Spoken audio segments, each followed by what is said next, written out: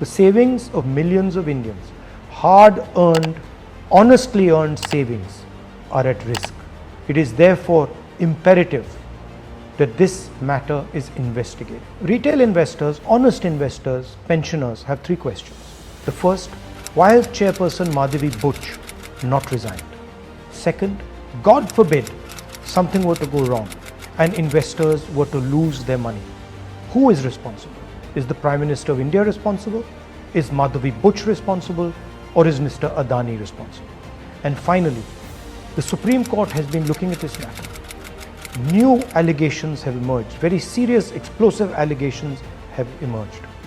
Is the Supreme Court going to look at this matter suo motu again? Slowly becoming crystal clear why Prime Minister Modi is against a joint parliamentary committee looking into this matter. Thank you.